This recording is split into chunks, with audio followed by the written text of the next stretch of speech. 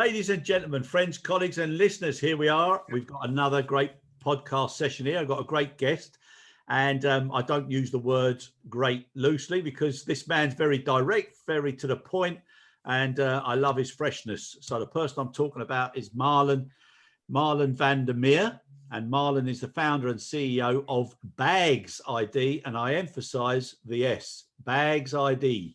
It's all about the bags, Chris. Pardon? It's all about the bags. It's all about the bags. That's it. Yep. So Marlon, listen, thanks very much for coming on. Really appreciate it.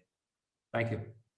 Now, first questions. How, why, what, when? So how did you get into this, and what is it that you actually do? Just in brief, because we'll go into some detail later, but just to give everybody a little insight as to what you're doing. Yeah. Thanks for having me, by the way. Yes, I've been working not in this industry, and that might be a little bit strange. So I've been in the aviation industry for the last 3 years, more specifically in the baggage industry. Yeah. And in essence, I come from the media world. I had a technology infrastructure for mobile messaging towards television. As you might know, or maybe your kids or your family, text messaging to the TV was a big thing from 2000 to 2011. Yeah. But I missed the boat when other things came, such as WhatsApp. And so in that time, the smartphone became a little bit bigger, and there were new ways to interact with the TV. And interaction with the TV was done by text messaging or premium text messaging, but it was basically when the smartphone started, you got a second screen application. So you could participate with your mobile phone in TV shows. That was the idea. And in the Netherlands, there are a lot of big TV production companies. Think a show like The Voice. You could participate and vote on your favorite candidate, and later it became a smartphone that was more or less synchronized with the TV. And how was that synchronization work? That was actually based on a technology called audio verification. And the best example is for audio verification is a product called Shazam. It's on your mobile phone. You open your mic, you open the app, and it listens to the music what's playing. And basically what the technology does, it goes through a database and it seeks for the peak frequencies, so it can identify exactly what song is played, and then you can download the whole stuff. It's big. It was bought by Apple for more than $1 billion. So I was intrigued by that audio verification technology. That audio verification technology and audio recognition technology went a step further when you would be able to recognize images, and you use the same technology to test image recognition. Yeah. And in the beginning, the first things that came to mind to use that technology was actually passenger biometrics. So if a passenger enters an airport, is the photo on the passport matching the person that is in front of you? And I found it intriguing. I really liked that. So with this technology I had, and which I wanted to further develop, and I was still traveling the world, I thought, well, we should do this for baggage. And by coincidence, I run into a company who was selling World Tracer packages to duty-free retail shops on airports. Yep. And I actually thought, well, what do we need with this? Why do we need this additional hardware on bags? And then I dig into it a little bit more, started to go to events, and I actually found out that there was a whole industry that was basically making new hardware to trace a bag, to solve a problem of mishandled bag and loose bag. And then I thought, well, it might be possible if we can build a database that you can uniquely identify a bag in the same way we use passenger biometrics. Right. So that's how it started, Chris.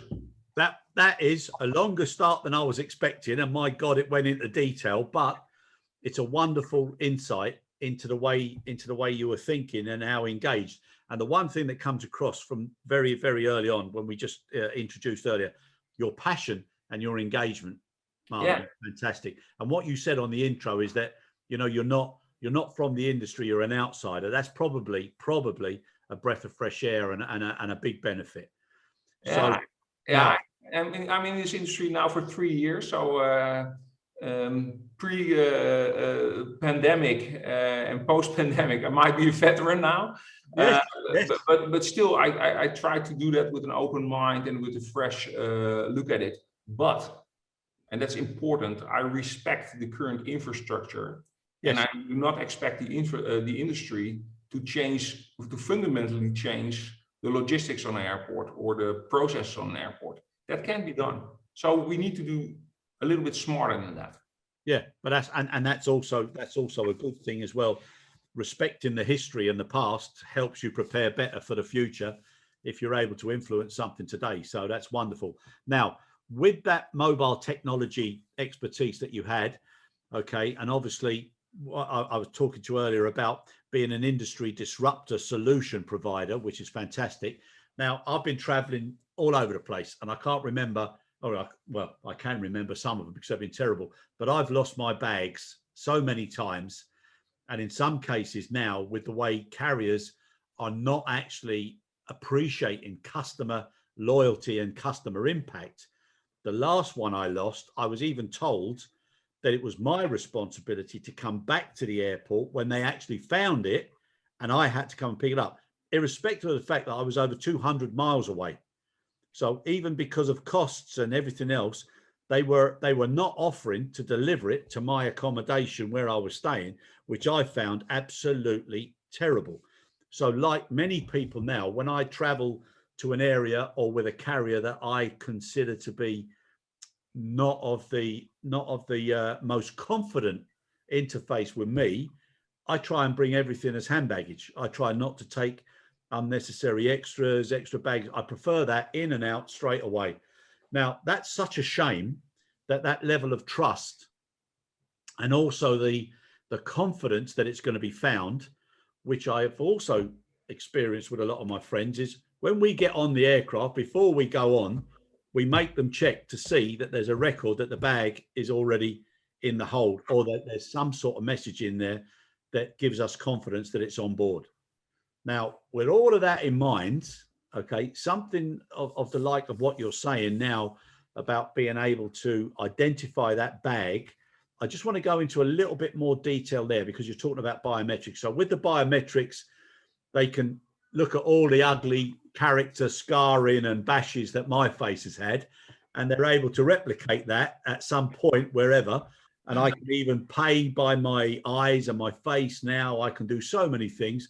And my poor old wife is used to it for so many years. She'd probably love to have it changed. But nonetheless, that sort of principle, I'm assuming, correct me if I'm wrong, is the same thing that you can do now with a bag. So every little dink, every little scratch, every little extra spot can be identified. So people don't have to keep tying their old underwear around the handle, so it's got a unique identifier when it goes around the bag.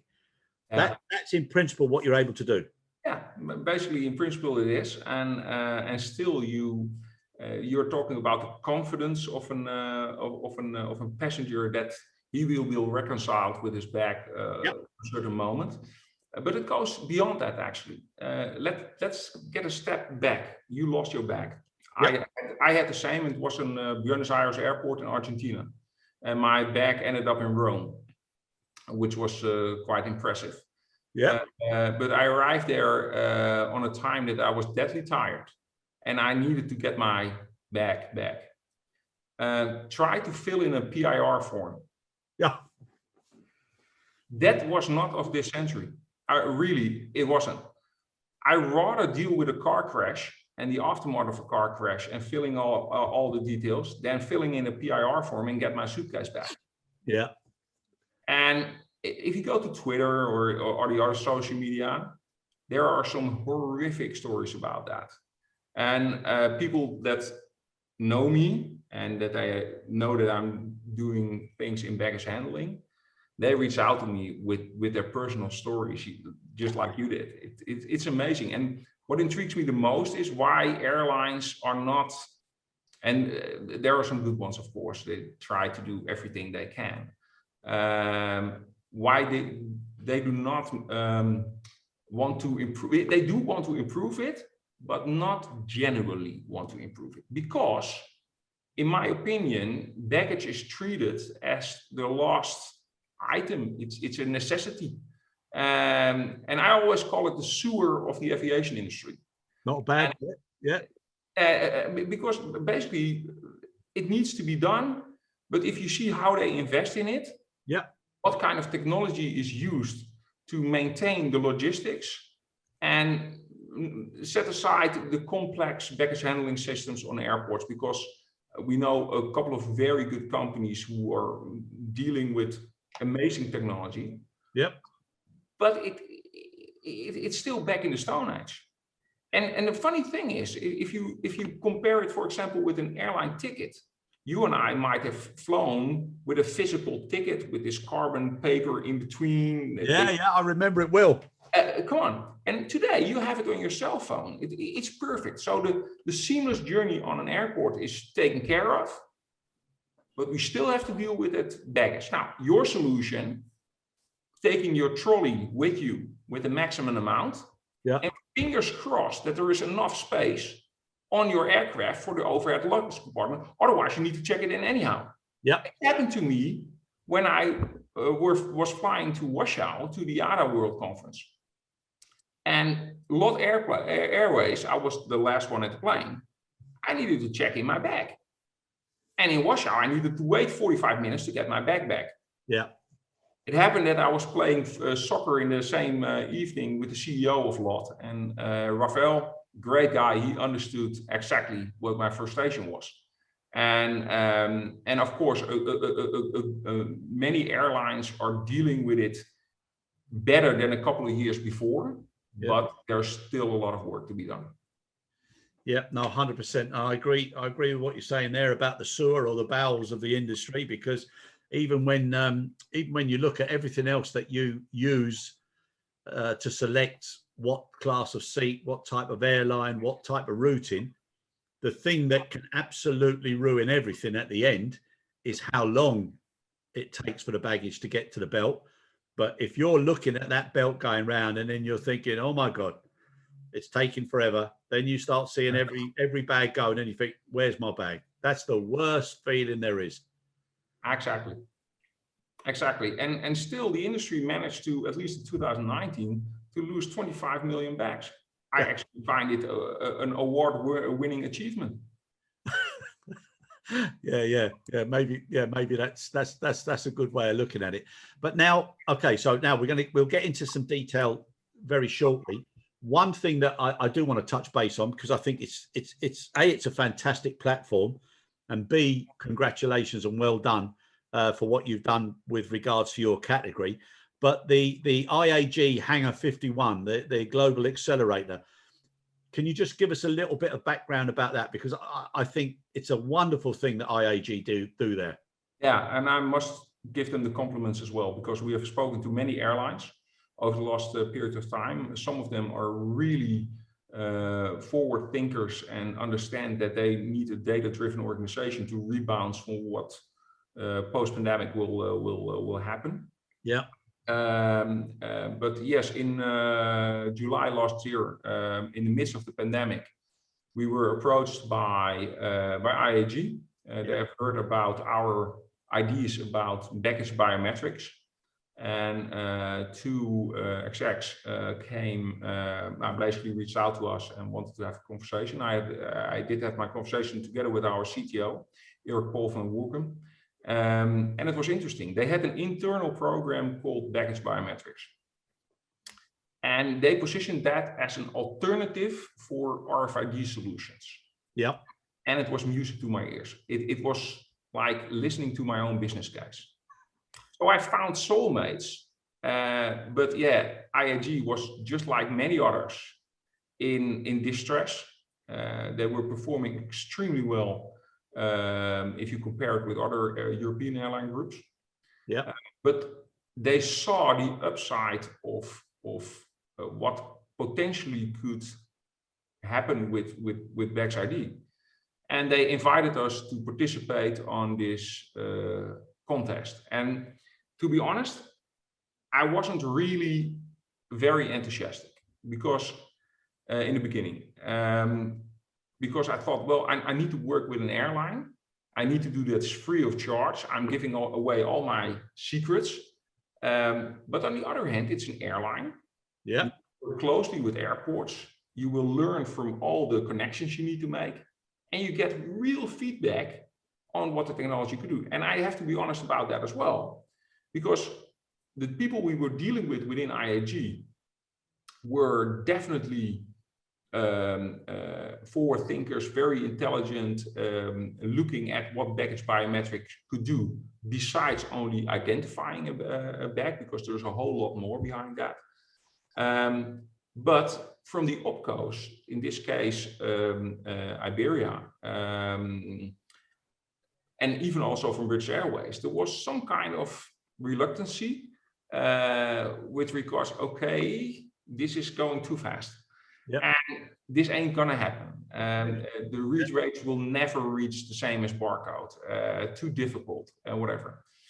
And long story short, we had demo day last week, where we presented to all the key people within IAG and others from the industry that were invited, our outcome. And that was a milestone for our company as well, I can tell you that.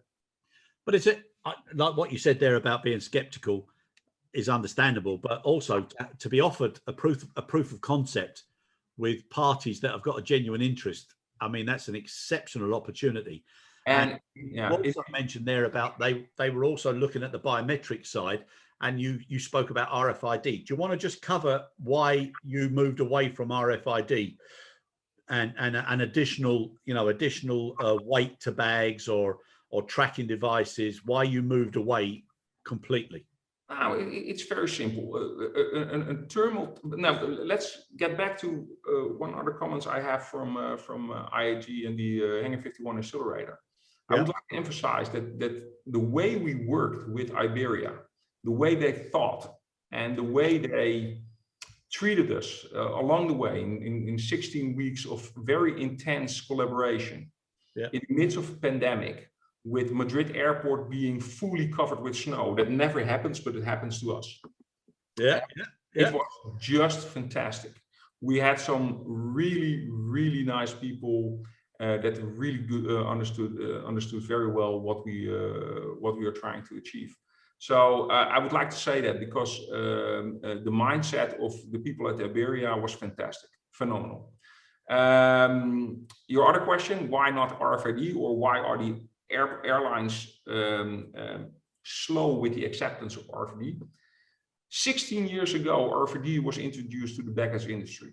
16 years ago, 16 years. And I only know a couple of airlines who integrated it as fully. Of course, the best example is Delta Airlines. Yeah, made a very significant investment in RFID. But I still don't get it, because why adding more weight and why adding more costs to your operation if you can do it cheaper? True. A thermal bag tag without an RFID chip costs approximately, with everything on it, approximately 5-6 cents. Yeah. Add an RFID tag to it, and we need 6 billion tags in 2022. Cost you approximately 12 cents in the best case. Then you still need to have volume, and we're not talking about the readers and that kind of stuff. We are aiming at a 1 cent per passenger cost. That's something different. That's fantastic. And RFID was not an option for me. It wasn't an option in 2005, and it's still not an option. But IATA was thinking differently. But as you can see on the IATA website and on their next program, they are now embracing more and more artificial intelligence and computer vision as how BagsID is using. Yeah, and that's and like I say, the quicker people embrace the future, the better, because there's nothing. It's like trying to hold back the tide. You know, it's not going to be held back. And the one thing with this pandemic is it's sped everybody's thought process and resistance. It's fast tracked it probably 10 years in 1 year. In that case, I'm an entrepreneur, and I can tell you, when the flights were grounded globally, my first reaction was, okay, that's no good, no suitcases. But actually it turned out to be a perfect storm for us, because every baggage handling system where we are working came to a standstill. Yeah, it was for us a perfect opportunity to install some equipment. We had the time to talk to managers who were normally occupied with all their operational hassles. So for us, it was, yeah, I hate to say it, but it was kind of perfect. It helped us a lot. Set aside that I still want the industry to go as fast as we can, airborne, with as many planes as we can. Yeah. But it helped us in a way.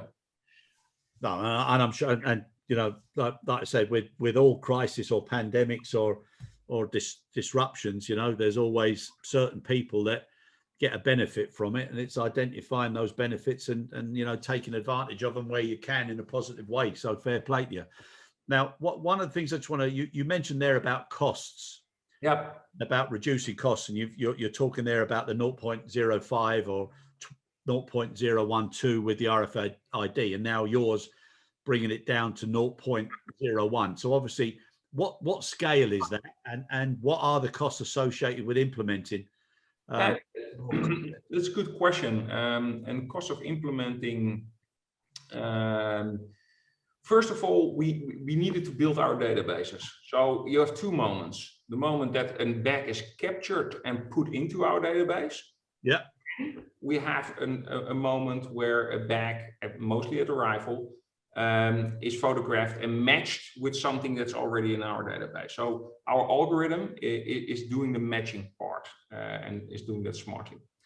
So in the beginning, our database was limited, and we needed to have as much images as possible to train our computer system. So we were helped. We got help from manufacturers. We got help from parties who also experimented with images. Yeah. We needed to get our own images. So what we did as a team, we bought a lot of suitcases online on marketplaces, used suitcases. On a certain moment, I was the biggest buyer on a local online marketplace to buy second-hand suitcases, and we sold them afterwards, to make sure that we could photograph them all the way around and make sure that bags could be identified. We also took in consideration the IATA baggage charge. Yeah. For the IATA baggage charge, there are multiple ways. You have the hard shell, soft shell, color, fabrics. We have 6,000 different points to determine how to categorize a bag. So you need an massive volume of bags to get to a certain level of matching rates. Yeah. Now your question was, what does it cost to install it on an airline? Yeah. Basically, we can do it now with cell phones, and everybody has a smartphone, so you can use a smartphone.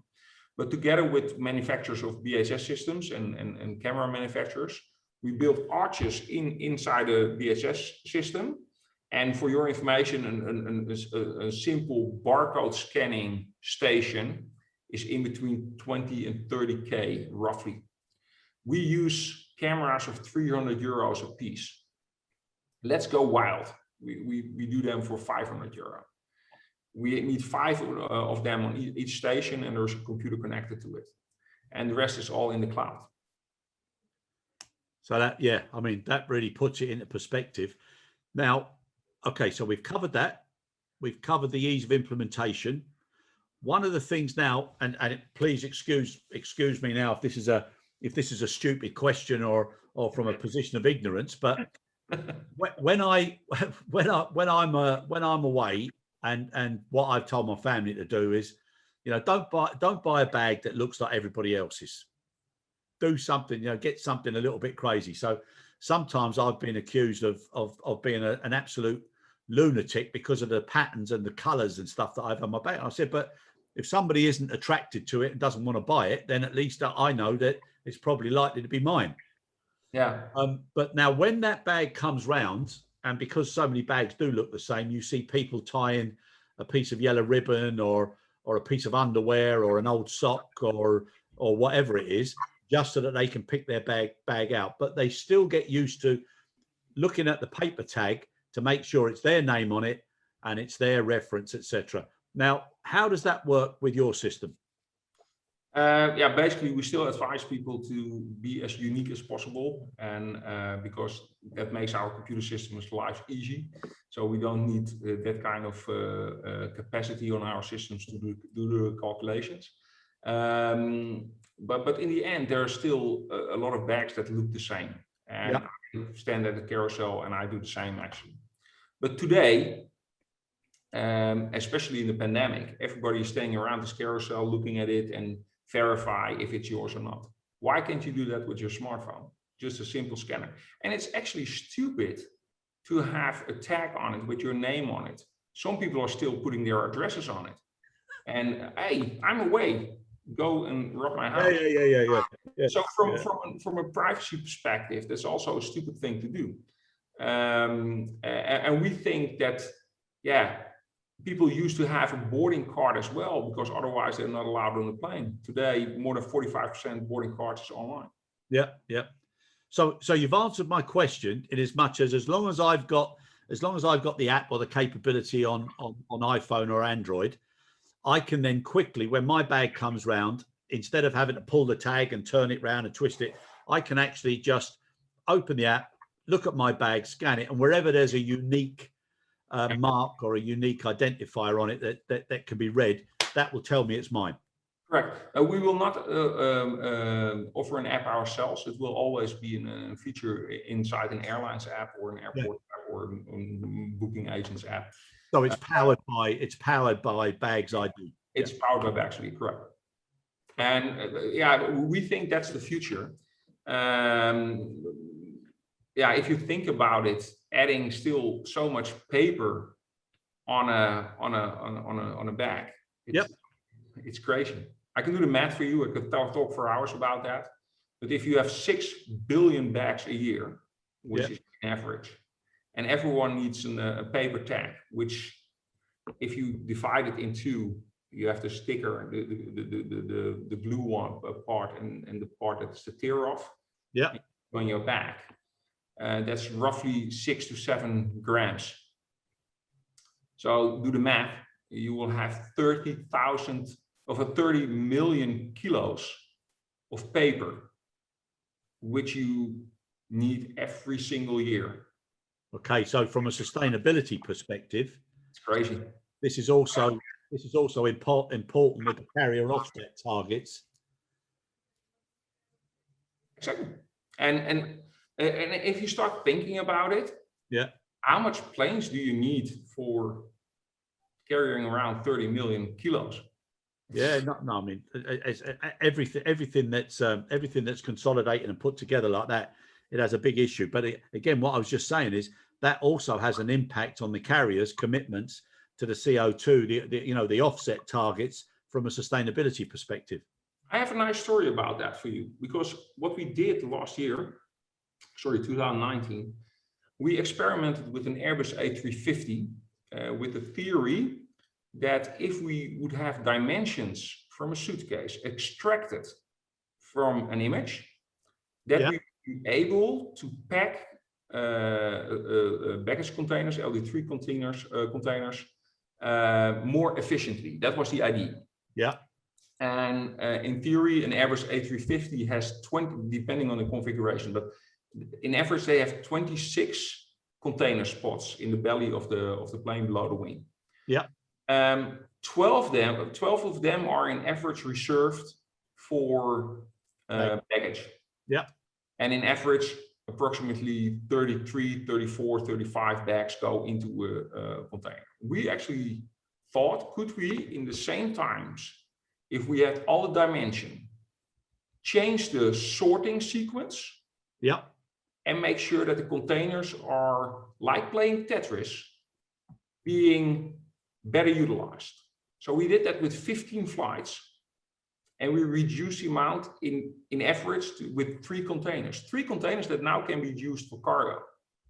That's a business case on its own. Yeah, and as a cargo person, yep, it used to drive me mad, the amount of offloads we had, but also the different permutations where you had your first class baggage and your first off priority baggage to the belt and all those particular issues.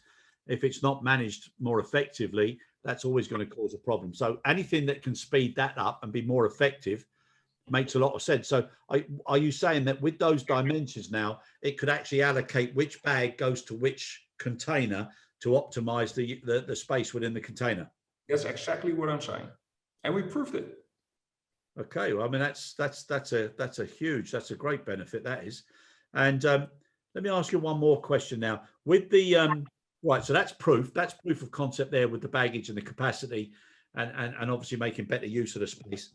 Another POC verification milestone with the exercises that you did. So I'm assuming you've got, I don't know, 80, 90, 100, 150 million images that are now in your system. So when you then got to a level where you felt the images were enough to match it against the best possible baggage system, what was the accuracy ratio or the comparison? The best way for me is share with you what the results were in the IAG accelerator. Yeah. We had a 99.14% matching rate, which is higher than barcode, because the average barcode scanner is only scanning 96%, and then it goes to a manual manual coding station. And we have spoken to companies like Van der Lande, Siemens, Burma Group, and we know a little bit what the performance of the BHS systems are and what barcode readers are doing. But we can reduce, even in the BHS system, the read rates, because if you're missing 4% because the tag is put on incorrectly or scared apart or whatever, we still can read it. And it ends up in the right chute. And that's exactly what we're going to do. We have a setup on Eindhoven Airport right now. Yeah. Eindhoven Airport is a very innovative airport. It's the second largest airport of the Netherlands, so around 7 million passengers. Yeah. Pre-COVID. And they gave us the opportunity to test this as well. And we are going to test this with one of the BHS providers that's using Eindhoven Airport as an innovation center. So that's a completely B2B solution, which when I started with BagsID didn't even thought about. I didn't even know that it was a thing. But it turned out that it was a huge thing actually, and a huge cost saver. And this is exactly what we tested with Iberia, and hence. Yeah, the next phase in this project. I think it's it's fair to say that BagsID was initially designed for baggage tracing and creating more interaction, but along the way, there came more and more possibilities and applications and requests from all over the world when we started talking about it and starting showing people, from security to customs to lost and found, but also in the ancillary sales part of it for airlines or reconciliation tooling. We have defined 7 or 8 categories right now that can make use of our core technology that uses the matching algorithm, but gives an opportunity to solve other problems. That's fantastic. I just got another question. So what earlier, you were talking about the dimensions and optimization and saving 3 bins out of the 26, which cargo colleagues would love. Have you started to look as well at the actual design of the bags so that they come in like, 3 or 4 interlinking sizes instead of the way the bags are all over the place at the moment? Now, one of the things is adoption of the industry. changing hardware, people want to buy whatever they want, and of course having standard sizes, I don't think that's going to work on the long run. So what we did was, okay, how can we extract data and use the data in the best way possible to optimize the processes? And we haven't looked at changing it. There were suitcase manufacturers who gave us data to recognize bags better, but they have an interest as well on selling as much bags as they can. Yeah, of course. And with your trials, how many airports now are being trialed? Yeah, multiple actually. The IAG accelerator will continue, so we are gonna work on Eindhoven Air, or on Madrid Barajas Airport. We are working in Norway right now. We are working on another airport in Spain. We are talking to Portugal. We are going to do a very nice experiment this year with the first tagless flight between Eindhoven and one of the Portuguese airports to prove the industry that it's possible. We are dealing with UK-based airports, and I'm proud this week was also a confirmation that Schiphol Airport will implement our technology based on what we have achieved on Eindhoven Airport. So that's a milestone for our company as well. Oh, that's brilliant, well done. And as far as like IATA, giving it the seal of approval or recognition? IATA invited me to their event in Warsaw in 2019. Since then, COVID-19 hit. The IATA organization is totally reshuffled. People left. They had things on their agenda. There is this baggage working group who wants to do. I actually hired two people you probably might know, but from Etihad who were in the baggage working groups. And that was my luck as well in this pandemic, because a lot of people with a lot of good expertise were available. So within IATA, they know what we are doing, but if they've shown some progressive thinking, they already engaged with us way earlier. They do have a talking group and a think tank for Rfid, which is obviously sponsored by one of the chip manufacturers. And that's their sole focus. And after 16 years, you need to ask yourself, is Rfid the solution? Ask Delta how happy they are with Rfid. Ask people on the floor. And there's only one solution. It's the tracking of a bag. Now, that's no rocket science. There are many other options. Yeah, no, it's definitely I mean, it should be opening people's minds and eyes. And it sounds fantastic. So what's next now for BagsID?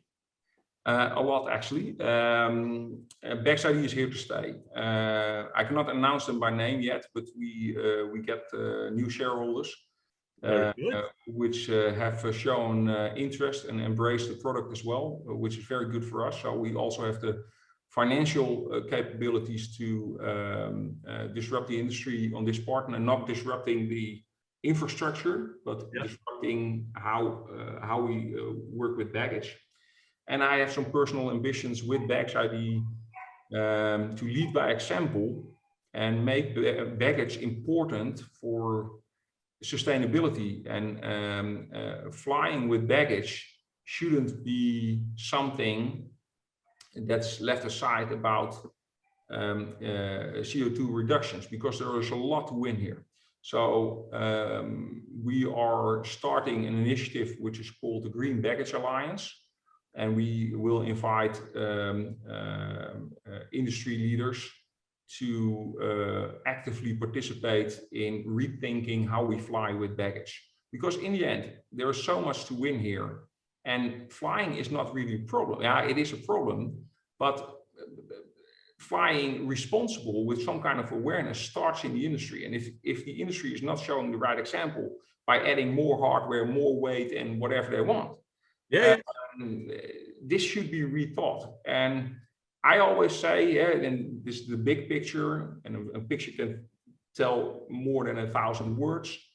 But I always say a picture can change the world. And in this case, it's actually literally. And it's not that it's only our technology that can contribute to a better environment and reducing CO2 and be more friendly to the planet. Yeah. There are other things as well. I think fair. I mean, fair play. Yeah, it's like I said, I've enjoyed learning about what you're doing and why you're doing it and how you're doing it, and like I said, your enthusiasm and engagement is infectious. So well done, brilliant. Next time you lose your bag and it's still the old school way, just think of me. And I always say, if you take an image of your bag, and that's, for example, even with discussions about damaged and pilferage baggage, why isn't there any evidence? I don't get that, and that's why I created a team now. We are with a team of very enthusiastic people. I'm probably not even the most enthusiastic in the company, but we are doing something really good here. So I'm enjoying it every day. You've just given me another thought there now. So with all of those images and the tracking, if my bag was damaged in transit or in the hub or whatever, it would be so much easier now just to prove where the damage happened. Exactly.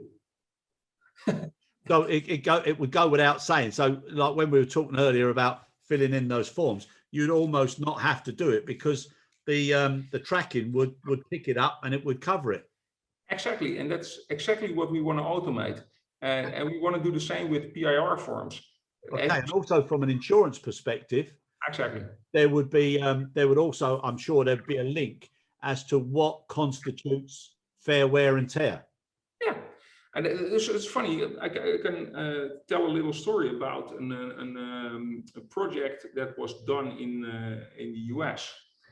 For an airline, and that they had a problem with self-backdrop systems, because what happened was there was this group of individuals who bought really cheap tickets, checked in a trolley, and when at arrival they went off with the trolley, teared off the bag tag, and they went to the counter saying, "Hey, where's my suitcase? Where is it?"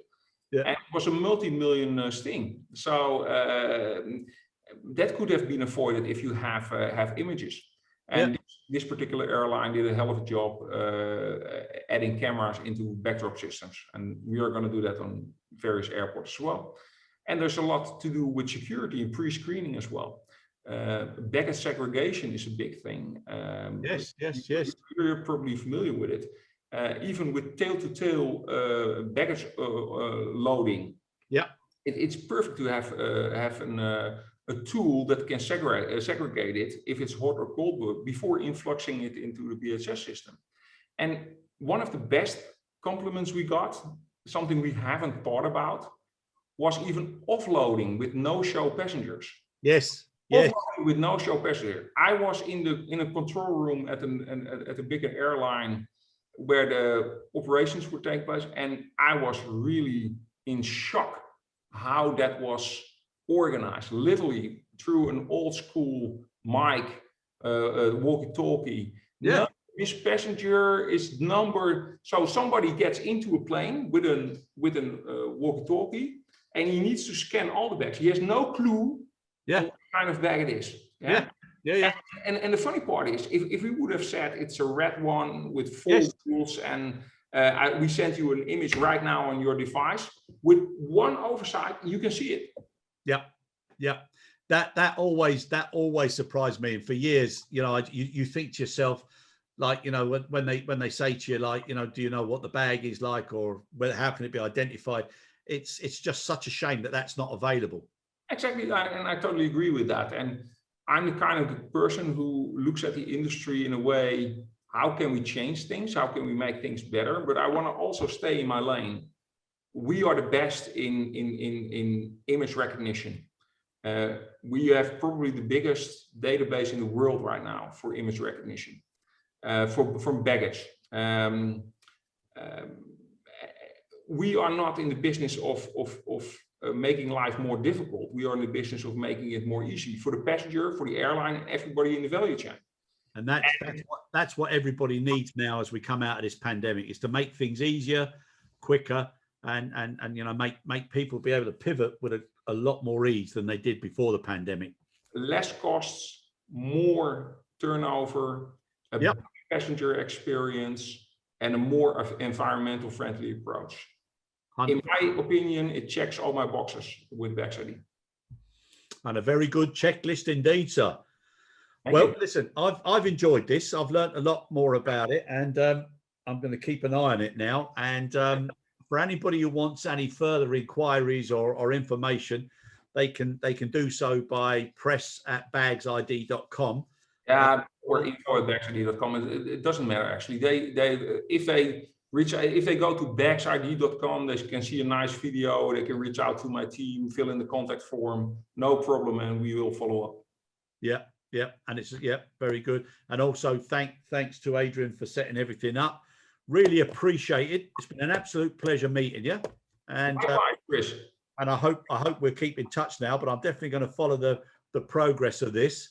I think you will invite me for another podcast in a few weeks if we announce our new shareholders. I think that's a little scoop for you.